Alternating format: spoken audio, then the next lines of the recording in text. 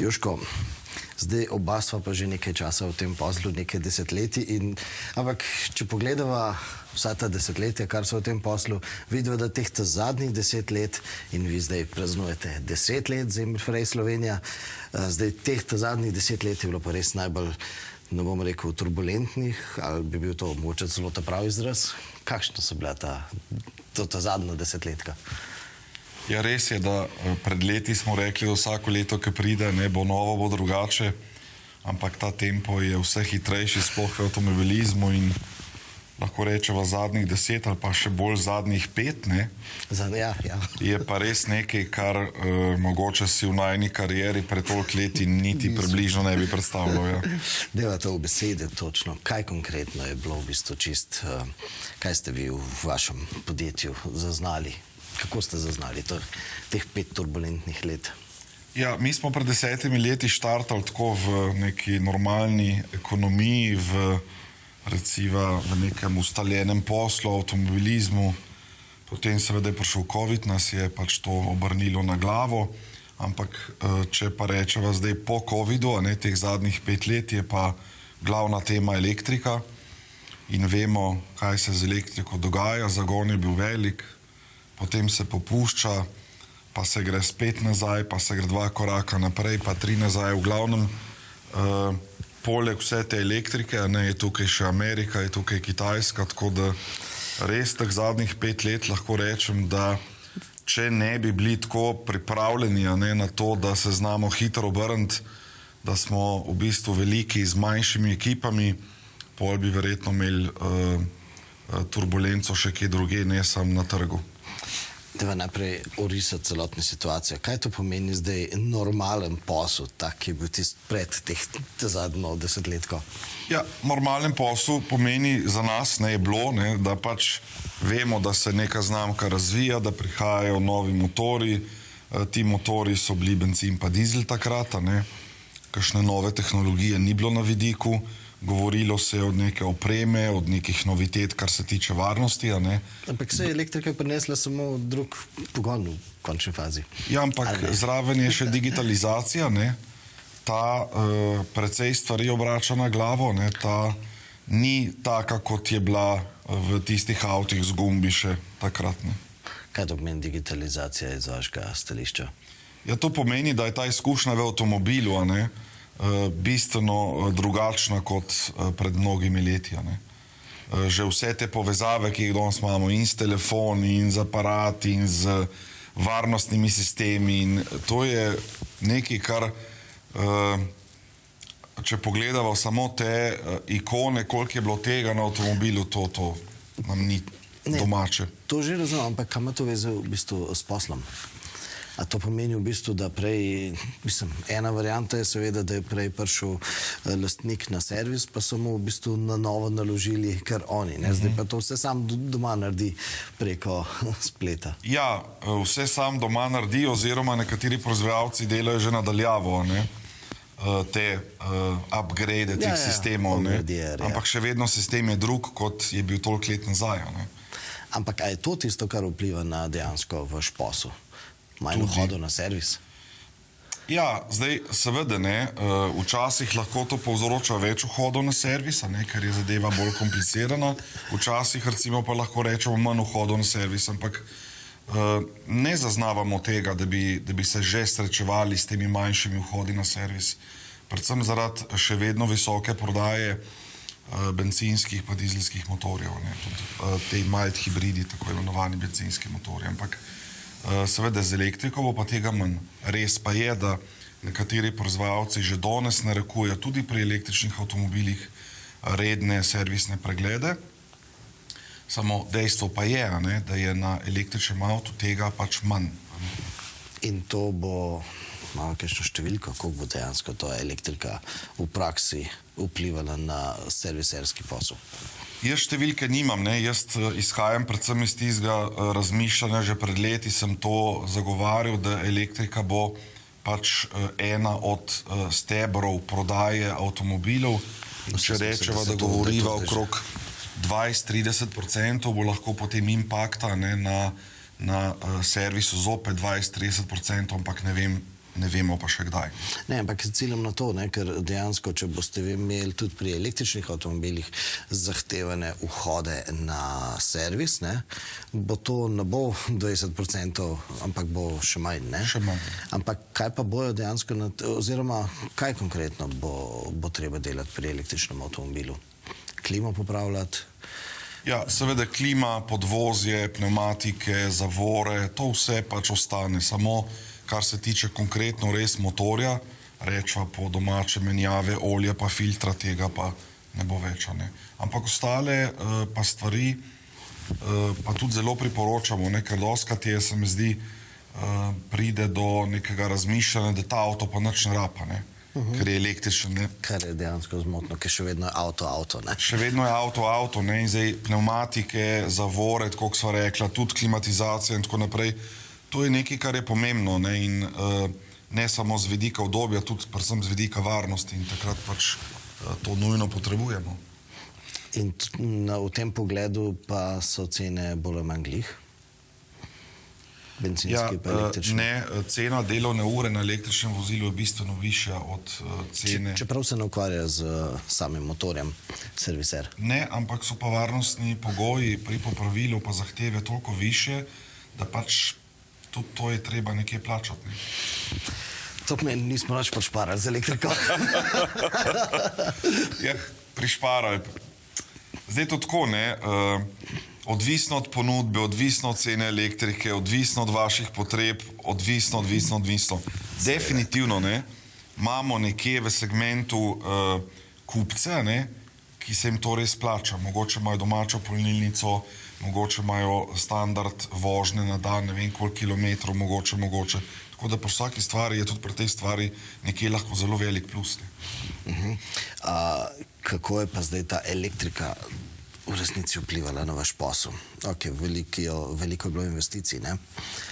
V pripravo servisnih delavnic za delo z električnimi avtomobili. Investicije so bile enormne.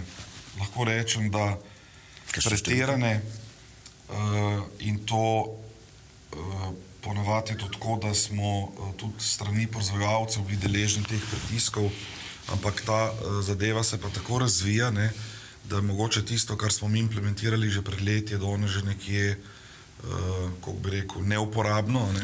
In se že pojavljajo druga orodja, druge zahteve, tako da, kar se tega tiče, se mi zdi, da nasploh, ne, zagovarjam stališče, da vsako noviteto ali pa spremembo prinese razvoja, ne? Ampak razvoj pa ne pozna datuma, ne? Mi smo pa s temi CO2 datumi, ne, postavili razvoj pod neko čudno situacijo, smo začeli ustvarjati nek pritisk, ne, in seveda izkazalo se je to, da investirali smo, bili smo pripravljeni na to, danes je pa to zavilo nekam, ne, zraven, tako kot sem že prej mogoče malo omenil, ne, s Kitajsko, z Ameriko in smo pristali, ja, na elektrifikaciji že, ampak ne na tisti, ki je bila načrtovana toliko let nazaj. Ne.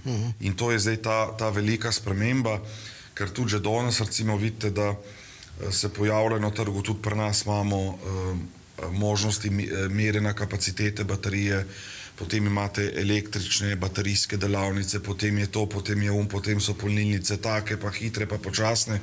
Če pogledaš že samo polnilnico, pred 5 leti smo prvo montirali, pa tisto danes je... Ja, tisto neuporabno, ja. Neuporabno, ne? Mi je pa všeč ta izraz, razvoj ne pozna datuma. To bomo še kdaj povedali.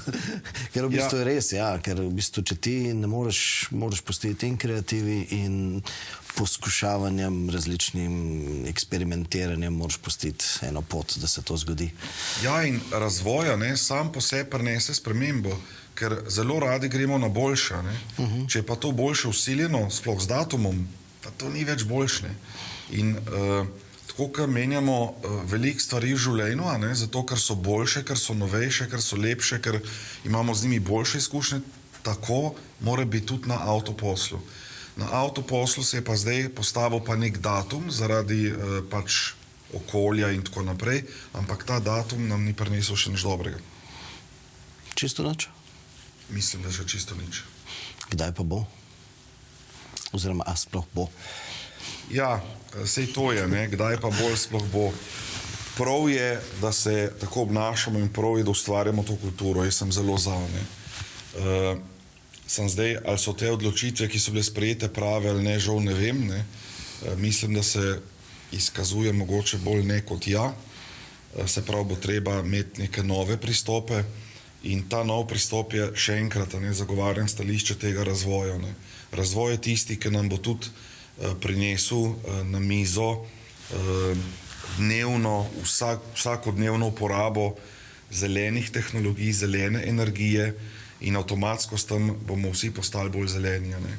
Res je, da moramo vsak od nas posameznik nekaj narediti in verjamem, da po večini to ljudje delamo, sam te odločitve pa nisem za njih, jaz sem bolj za to, da se investira v razvoj in ta razvoj potem prinese pač to zeleno, rečemo, področje. Kako pa? Kaj konkretno bi moral vsak posameznik narediti? Se pravi, da bi električni avto kupil samo, če ima doma tudi na razpolago zeleno energijo. Ja, to je ena od mojih razmišljanj, ne, zato ker na ta način res poskrbimo, da je ta energija zelena, ne. Ampak to bi potem moral predložiti, ko pride v prodajni salon, da ima v bistvu možnost polnjenja tako pa tako, ali kako? Mislim, da ne, ampak če bi nasploh kot politika, ekonomija ustvarjali to kulturo, ni treba nič predložiti, potem se že ve, ne, da imam prednosti zato, ker imam domačo energijo in ta domača energija vem, da je zelena, ne, ne rabiš nič predlagati, nobenega dokumenta, ker zopet razvoj bi te pripeljal do tega, da v tem primeru bi ti to kupil.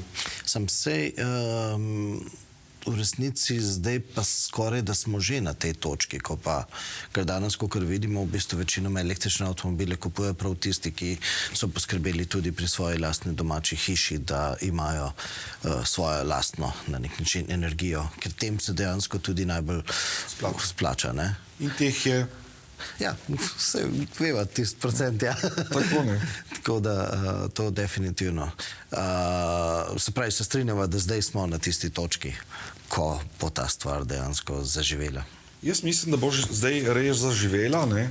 Tudi nekako se je stvar, bom rekel, poznamo jo, bližje nam je, ni nam več toliko tuja, ne govorimo več o stvareh, ki so nas pred tolikimi leti, kar se tiče te tehnologije, begale, ne. Ja.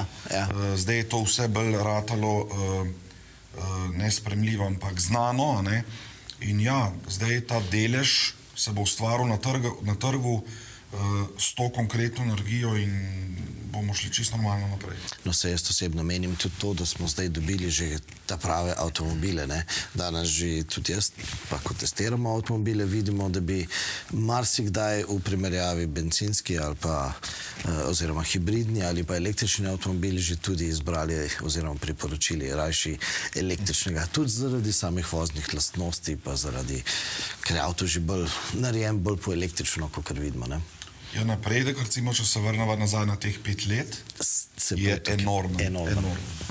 To res je, ne vem, da bi travo videl rasti. To je res nekaj, kar 5 let nazaj smo imeli čisto druga stvar, ja. v glavi. Čisto drugo, ja. Prej je bilo to za elektrovernike, za... Neka tretja pot, ne, taka, neka niš produkt, ne. Zdaj pa je to, ja. Tako da strinjam se. Ampak teh 5 let so pa zaznamovali tudi Kitajci, kitajske znamke, a greva zdaj na to področje. Ja, lahko, ja. To ni 10 let nazaj, ampak to je 5 let, ne, dejansko, ne. Tako da kako vi vidite v bistvu zdaj ta prodor? Tudi sami imate izkušnje s kitajskimi znamkami, s kitajsko znamko, oziroma s kitajskimi, ste se pogovarjali tudi z marsikatero kitajsko družbo. Res je. Ja, mi, kot skupina Emil Frey, smo dejansko zavezani k poslu avtomobilizma. In ta posel avtomobilizma pač v bistvu pogodbeno izvajamo za mnoge znamke evropske, ne, pa seveda tudi kitajske. Lahko rečem, da marsikdo je že potrkal na naša vrata, pa tudi mi na njihova. Samo naš lastnik, ne naša strategija, je mogoče malce drugačna. In sicer v konceptu, da vkolikor ne moremo končnemu kupcu zagotoviti vse, kar mu pripada, ne, potem smo bolj ne kot pa za neko novo vpeljavo. In pač konkretno ta naša znamka Lep Motor, ne. Lep motor sem slišal, da pravim. Ja, tudi, ja. Smo res poskrbeli za vse, ne. Se pravi, od nadomestnega dela, dodatne opreme, zraven za polnilnice, za transport avtomobilov, za vse dokumente, a ne, vse, kar spada zraven, in tega je še pa še izobraževanja, marketing do končnega kupca, ne. Ni to pripeljati pa prodati, ne. In vkolikor so vsa ta področja zagotovljena, potem mi tudi naše resurse vse damo temu proizvajalcu, ne, da potem uspešno lansiramo in tudi prodajamo te avtomobile. Ampak sej marketing, pa se to nekaj, kar vsaka znamka potrebuje. Ja, potrebuje, samo je treba to znati narediti, ne. Aha, v tem je stvar. Ni zdaj, da ti dobiš nek material, pa ga daš naprej, ne. Ampak konkretno, če govoriva pri marketingu, ne, je tukaj zadnji CRM, je tukaj klicni center, je tukaj polno teh manjših postavk, ne, ki jih moraš imeti, zato da pač res najbolje izkoristiš seveda tudi ROI, return on investment, ne. Ker ni samo zato, da dobiš materijale, narediš kampanjo, plačaš in potem čakaš daleč od tega. Se pravi, tukaj se dotikava področja, da ko avto kupiš, moraš ohraniti stik s svojim lastnikom. Lastnik, kupec in prodajalec. Lastnik z nami in seveda tega si zelo želimo, ne. Pa ne gre samo za to, da bi lastnik k nam hodil na servise, pa da bi ga mi imeli nekem svojem CRM kolesju, ampak dejstvo je, da lastnik nekega avtomobila, naše znamke, je tisto, v bistvu, kar mi delamo vsak dan, ne. Se od tega vendarle živimo in ta koncept, da ste vi kot kupec, pa jaz kot prodajalec, ne, nekako povezana za vso dobo avtomobila in seveda želimo si, da ostanete pri nas, mogoče se boste nekoč odločil za drugo znamko ali pa eno znamko drugo v naši skupini, ne, je izrednega pomena.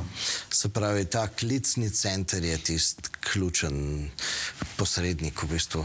Tisti, ki dejansko lahko tudi pomaga, ko zaradi digitalizacije se včasih v avtomobilu ne znajdemo, ne?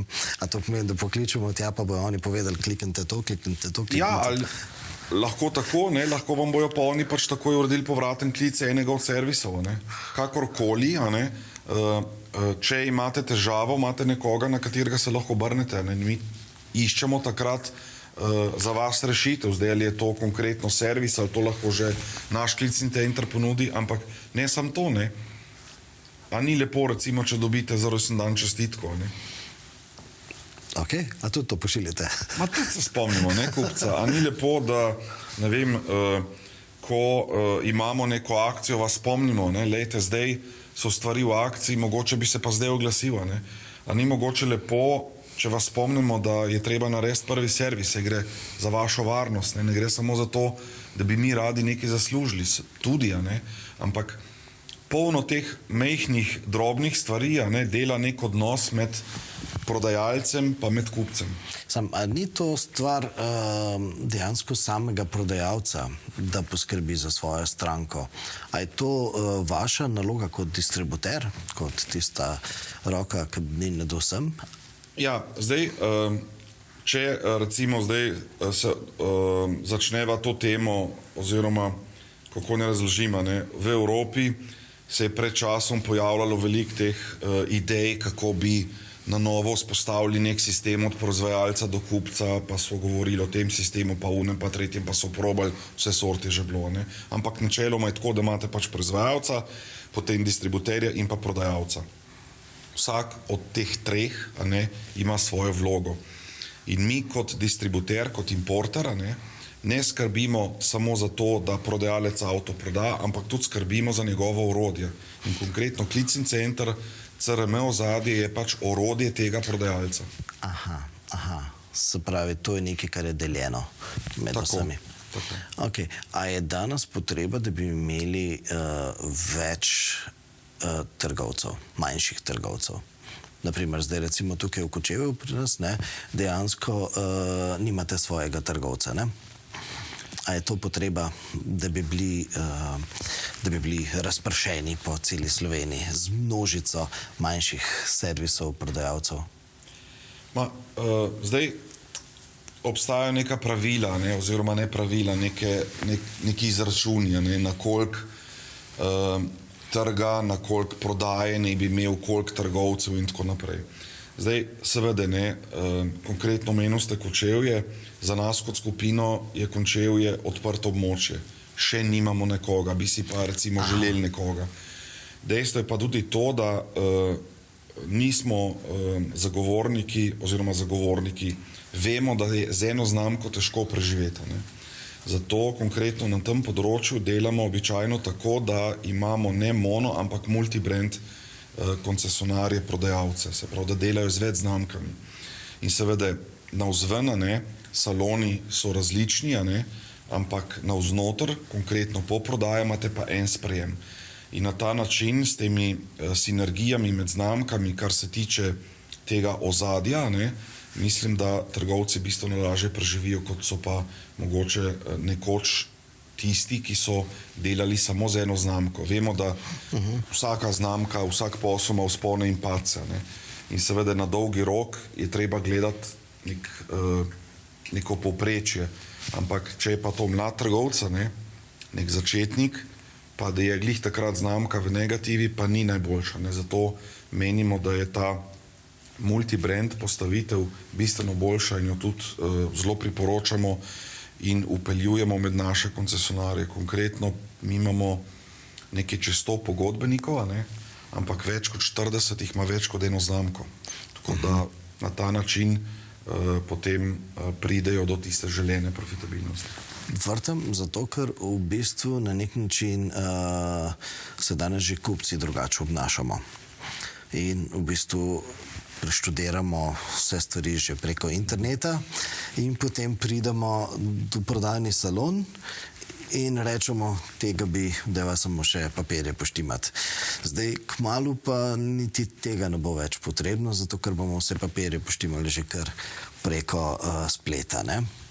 Koliko daleč ste vi na tem področju, kako in kaj?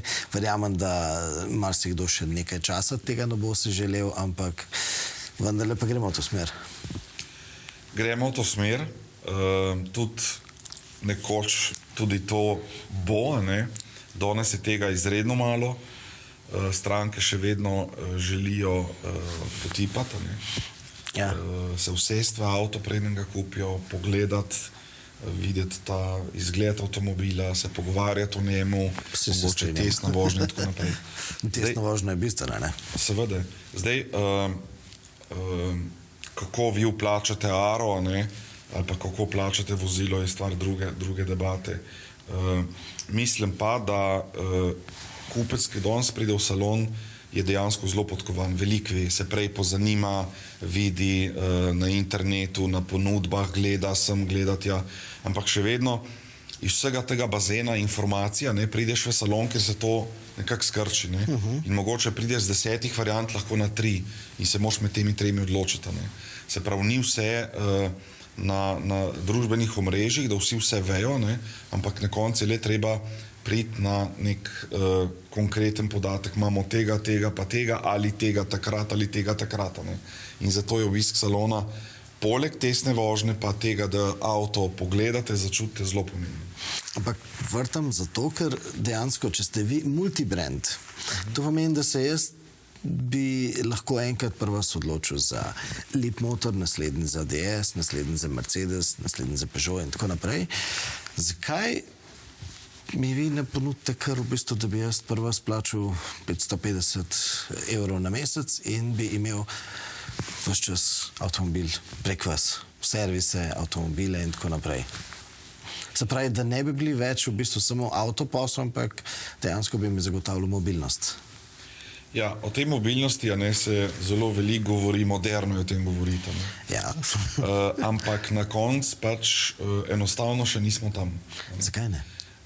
Zato, ker kupci tega še ne sprejemajo. To je mogoče nazaj, se lahko vrneva na tisto kulturo, ne. na kulturo, točno to, kar ste rekel, se pravi, da za 550 evrov sem jaz mobilen, ne? In za 550 evrov imam avto od toliko metrov s takim pogonom in tako naprej. Tega še ni, ne? Zato ker še vedno imamo radi svojo lastnino. Ne? In mi želimo kupiti in to imeti in potem to nekoč prodati. Ne? Tudi danes, če vzamete avto na leasing, ne? Je tistih, ki na koncu enostavno avto dajo in vzamejo drugega, lahko tudi drugo znamko, bore malo. Še vedno pridemo nazaj na začetek, ok, zdaj imam avto, zdaj bom pa tega dal v račun in bom kupil drug avto. Ne? In tisti drug avto bom mogoče zbral doma in bom šel targetirano v tisti salon, za katerega jaz mislim, da bi mogel, da bo meni prodal nov drug avto, tiste znamke, ki si jo jaz želim. Ampak tega je čedalje manj, ne, tazga razmišljanja. Ker to je malo tako konzervativno razmišljanje, ali ne? Tega je še ogromno. Ogromno. To je zato, ker smo Slovenci, pa smo mogoče tudi nemško malo zagamani, ali ne? Tudi, recimo, zelo sodelujem z državami centralne Evrope, kjer pač Emil deluje in lahko rečem, da je v tem delu še vedno ta sistem zelo zakoreninjen. Ja, se strinjam, tudi po rabljenih avtomobilih, ne, imate danes že opis avto, posnetke in tako naprej, da ga res lahko vidite skoraj že kot v živo, ne, ampak še vedno je ta odstotek te prodaje nadaljavo zelo, zelo majhen. Se lih narabljene, sem mislil, pripelje ta pogovor, ker ravno zaradi tega, ker tam pa je dejansko že spletna prodaja, ne? Ker če ti avto poznaš, ker si ga že prej testiral kot novega, ne? Praktično, ko greš si avto pogledat, ne vidiš nič bistveno drugega, ne? Vsaj mi nismo taki strokovnjaki, da bi zaznali vse možne une napake in nam je bolj pomembno, da mi vi date certifikat s tem avtomobilom in pa vse v redu, ne? Pri rabljenih bo to, se strinjam, je že zelo razvito, ker tudi stranka, ko pride potem za rabljen avto, v bistvu preveri, ne? Na nek način vse tisto, kar je videla na internetu, preveri, aha, je to res, ne, okej, ne, sej sem se odločil, ne. Tako je. Tako da ni, pri novem avtu je to nekaj drugega. Rabljen je pa, bom rekel, na dobri poti, ne, in tudi mislim, da bo ta razvoj šel prej na rabljenih, potem pa na novih. Tudi jaz tako mislim, pa bi to lahko pričakovali od vas že kmalu, da boste vi ponudili. Sprašujem zato, ker ne, če ste vi veliki trgovec, ne, vi se dejansko lahko začnete malo igrati s takimi idejami, ne? Mi se ne radi igramo. Zakaj ne? Se to je vloga te velikih, ne? Vi ste tisti, ki potegnete naprej, ne? Ja, zdaj je to tako, ne, vsako leto delamo toliko in toliko različnih projektov, ne. Tako da tega projekta za letos ni v planu, mislim pa, da naslednje leto bomo pa lahko presenetili s to novico, da boste rabljen avto lahko kupoval na neki taki platforme. Ker recimo danes se že pojavljajo tudi licitacija, ne. Ja. Do tega smo mal skeptični, ne, zato ker mogoče licitacija lahko gre med trgovci, ne, kjer kupujejo več avtomobilov, ne, ja. Ampak do neke končne osebe smo malo zadržani. Tako da, ja, lahko pričakujete v letu največ 2. To je zgodba. Se strinjam. Pa upam, da bo dobra. Bomo spremljali, tako da v bistvu bi nas sploh zanimali tudi v bistvu že proces tega, vse dileme in vse to, ki jih boste na poti spoznali. Dajte nam povedati, no. Bomo. To so dejansko zgodbe.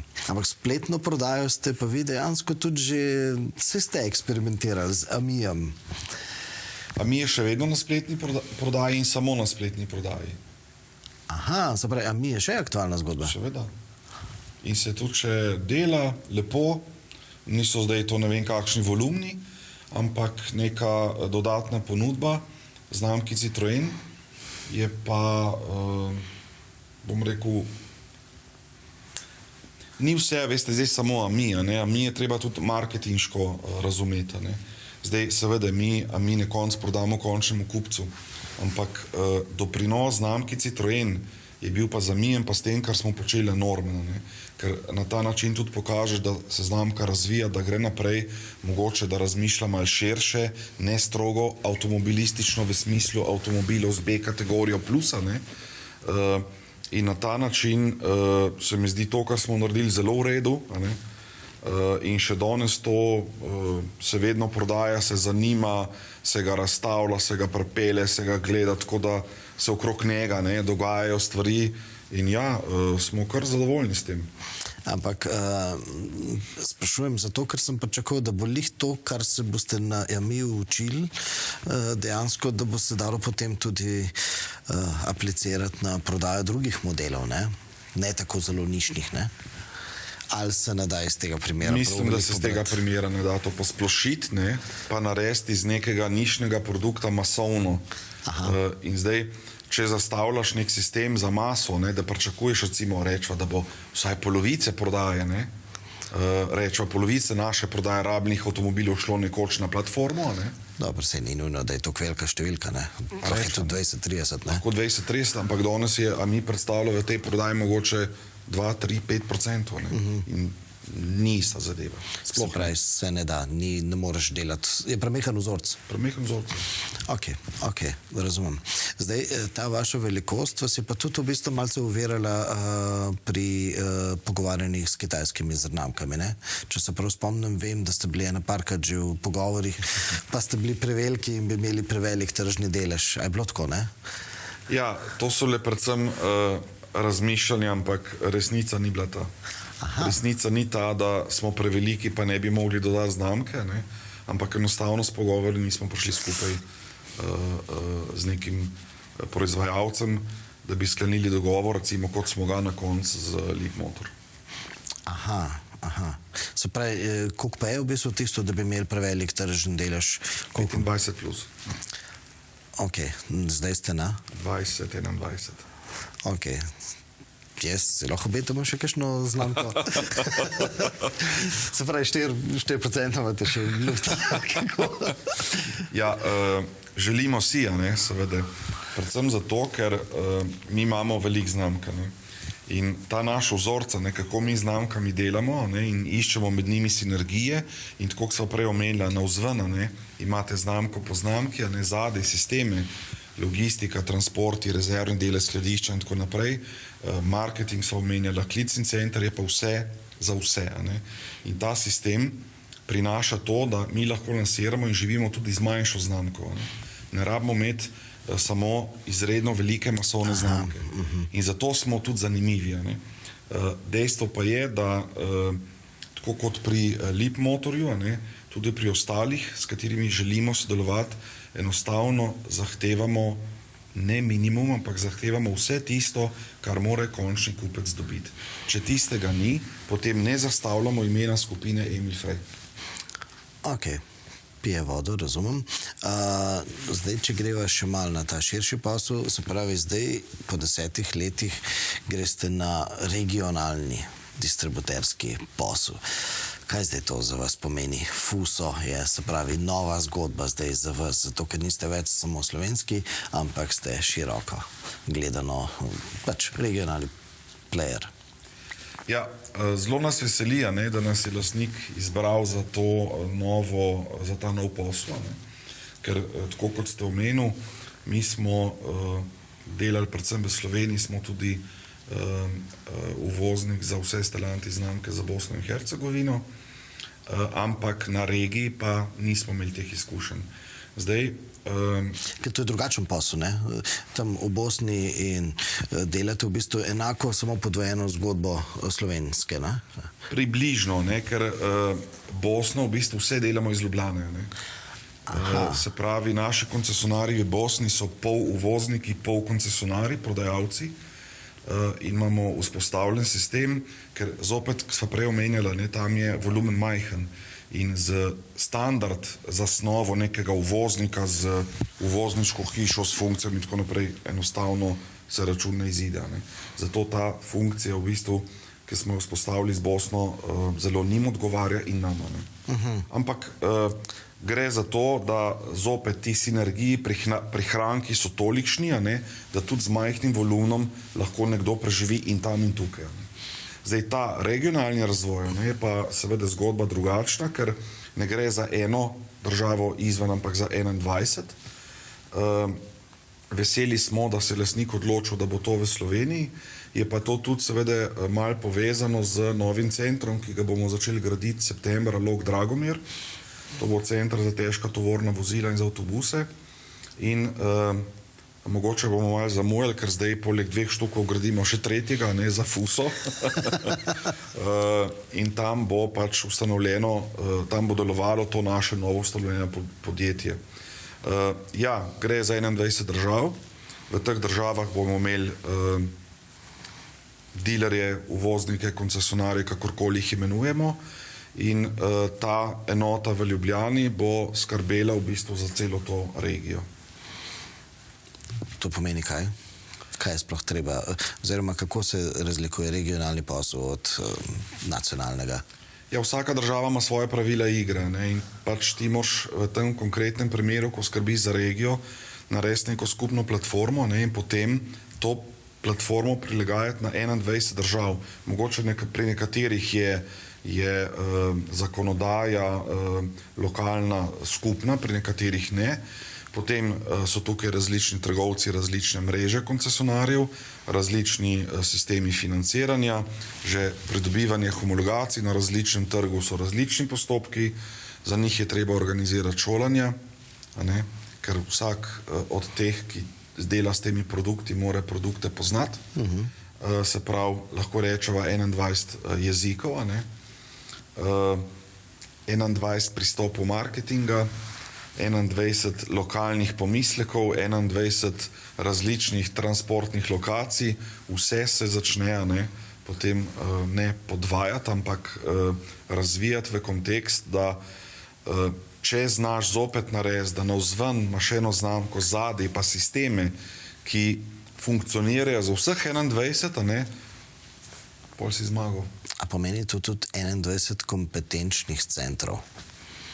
Ali je to pa nekaj, kar boste lahko... Zaenkrat bo ta kompetenčni center samo v Ljubljani. Ki bo in sem noter boste povabili iz vseh drugih držav tudi v bistvu na šolanja in na... Tako. Ok. Kompetenčni center pa dejansko kaj v praksi pomeni? Zdaj imava šolski center, pa imava ta kompetenčni center za baterije. Ki je za baterije. Zdaj seveda veliko krat delata skupaj, ker mi smo se leta 2024 strateško odločili, da zgradimo ta kompetenčni center za baterije, čeprav lahko rečem, da smo že takrat vedeli, da zdaj ne bo buma, da bo to kar naenkrat živelo, pa bo zdaj tam ne vem kakšen promet. Ampak pomembno pa je, ker nas je 500 zaposlenih v skupini, prodamo toliko in toliko tisoč avtomobilov, delamo s toliko tisoče kupci, da tudi njim omogočamo to izkušnjo, se pravi, ali varovanje, ali pa nam znanje. In kje se bomo to navadili? Točno v šolskem centru, pa v kompetenčnem centru za baterije. Ampak v kompetenčnem centru bojo skrbeli tudi za baterije težkih gospodarskih vozil? Tudi. Se pravi, to je to. In to pa verjetno boste, se pravi, popravljali baterije tudi iz recimo Bolgarije? Tudi zato, ker tak center zgraditi ni mačji kašel. Zdaj moramo tudi razumeti, da volumen FUSO-ta ni zdaj to 10 tisoče in 10 tisoče kamionov, je pač manjši. Gre za bolj specifična nizkotransportna vozila. Ja, specializirana. Za pošte, za logistiko, mesta, komunale. In zdaj, tako kot ste omenili, neka država tega enostavno ne in je cenejši ta transport, ampak zopet ni problem, ker imamo avtomobile prirejene, imamo skladišča, imamo delavnico, imamo znanje. Se še učili se še bomo, ampak kolikor nastane problem, imamo vse doma, da to naredimo. Deva pogledati zdaj še mogoče malo ta vseeno nacionalni nivo. In sicer zdaj smo v tisti fazi, ko se Slovenija deli na levo, desno in tako naprej. In politika je tukaj zelo, zelo pomembna. Kaj si vi kot trgovec želite od tako, teh, ki vodijo državo? Ja, od njih si predvsem želimo konsensa, ne? Zato, ker menimo, da konsens ravno dela kot podpora razvoju, ne? Razvoj nikoli ni, po mojem, na neki točki, če se zadnje prepirata dva ali pa trija. Razvoj rabi neko stabilno okolje, neke smernice, neko strategijo in to v bistvu pričakujemo od katerikoli politike. Da se bojo znali zmeniti. Tako, da se bojo znali zmeniti, da bojo postavili tudi za Slovenijo, čeprav majhna, ne, ampak zelo pomembna, ker ne je to lahko samo regionalno središče za FUS, ampak Slovenija je lahko za marsikateri posel regionalno središče, ker imamo vse, kar imajo veliki, ampak brez neke kulture, brez nekega dogovora, brez konsenza med vsemi nami, enostavno to ni mogoče. Ne? Ker se veste, tam, kjer je kregarija, se zelo težko kaj naredi pa uspe. Ne? Treba se je, isto kot pri nas v podjetju, nas je 500 zaposlenih, jaz verjamem, da vsi niso zadovoljni, da imajo vsak mogoče lahko svojo idejo, ampak imamo pa skupne vrednote, imamo skupno vizijo in isto bi pričakoval od politike.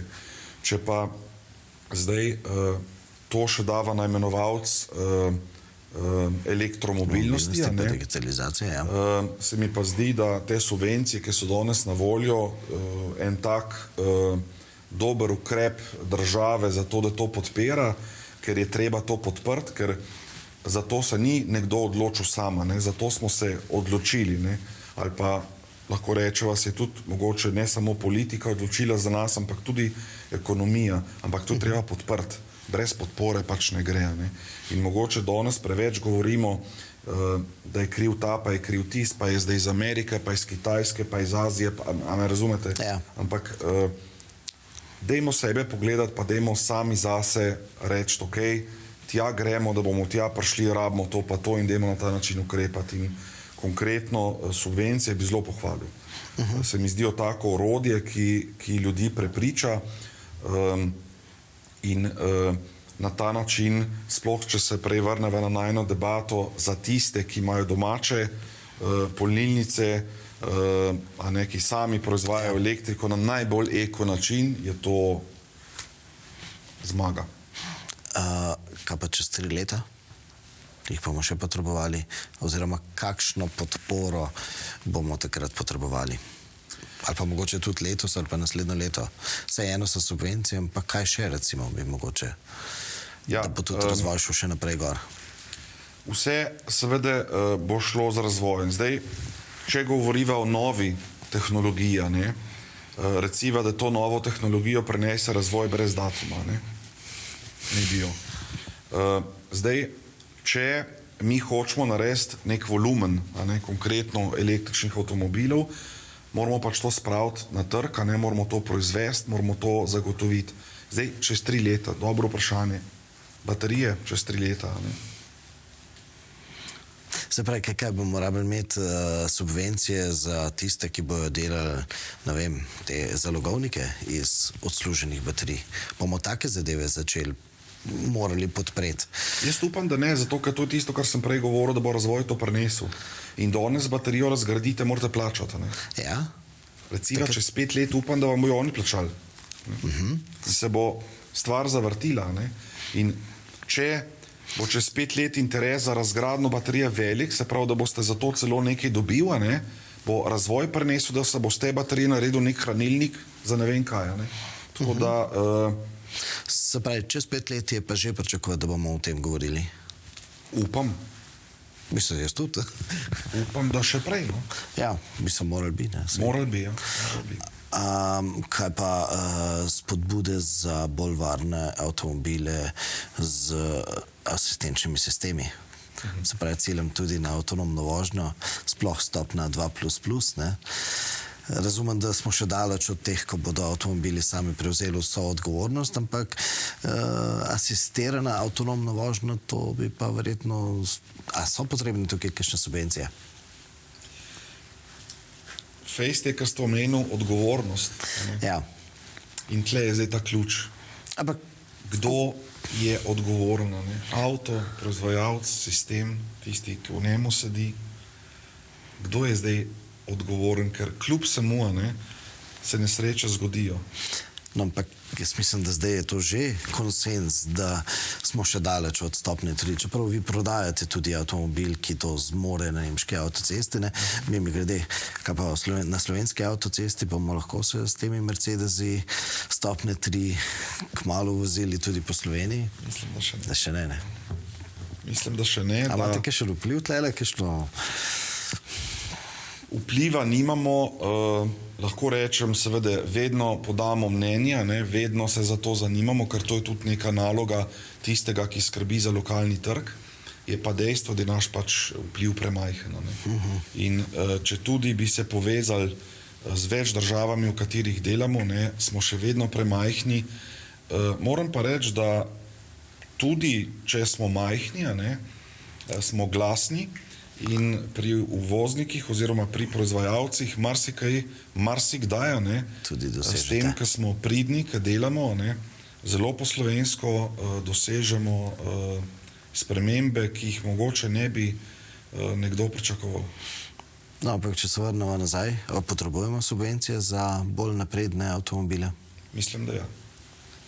In to štartno zopet velike, in če bomo zraven znali se naučiti vse to, kar smo mogoče narobe naredili v preteklosti in bomo iz tega potegnili tisto najboljše in pustili razvoju svojo pot in pomagali razvoju, bo šlo to na nek način samo po sebi in bomo bistveno prej tam kot s kakšno drugo tehnologijo, ki jo danes še ni.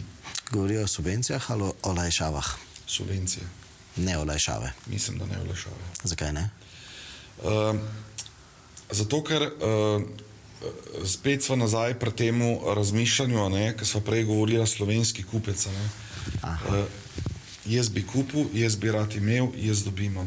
Ne olajšavo, ampak subvencijo. Nepovratna sredstva, to zelo znamo razumeti. Dobil sem, imam novo ceno avtomobila in na ta način bom jaz ta produkt kupil, ga bom doma polnil, bom bolj eko in tako naprej. Ok, bomo spremljali. Si želim, da boste čim prej na sekciji avtomobilskih trgovcev tudi v bistvu odprli to temo, se pravi, v vsakem primeru pa verjetno preko čez 2-3 leta ne bova nadaljevala te debate. Lahko debatirava, ne sam... No, mislim aktivno. Ja. Ne, prav je, da se o tem pogovarjamo, in tudi vsaka taka sprememba, noviteta, bolj se o tem pogovarjamo, bolj razmišljamo o tem ali pa celo dobimo že kakšen tak avto, pa se pelemo ali pa gremo v Nemčijo probati. To je vse zelo, zelo zdravo, ker na ta način vidiš, da ni vse samo to, kar imaš ti tle. Kako pa je sploh se začela v bistvu z zgodbo Emil Frey v Sloveniji? Kako je to zdaj? Kako ste prišli na radar v Švici?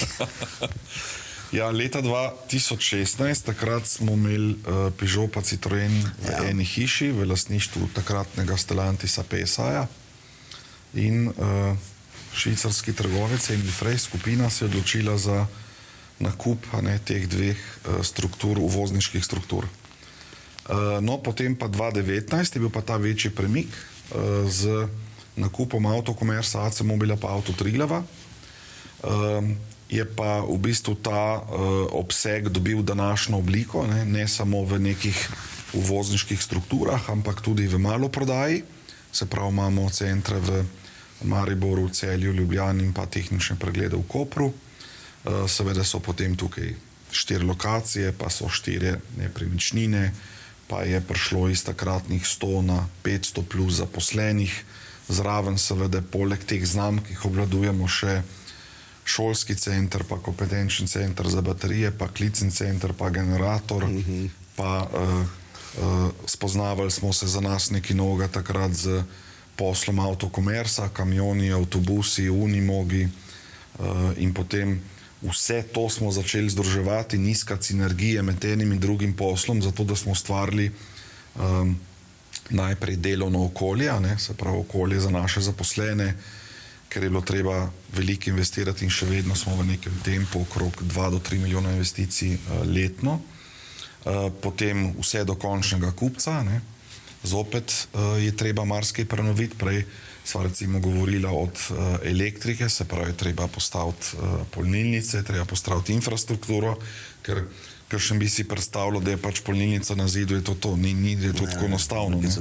Potem so tukaj saloni, pa so servisi, pa so nove tehnologije, pa so konkretno popravila električnih vozil, ki niso taka kot popravila vozil z termičnimi motorji, a spet novo orodje in tako naprej in tako naprej.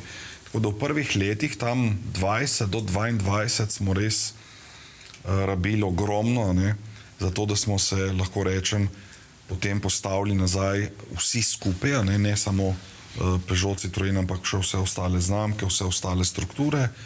Od 23, 24, 25 pa lahko rečem, da poslujemo z nekim novim tempom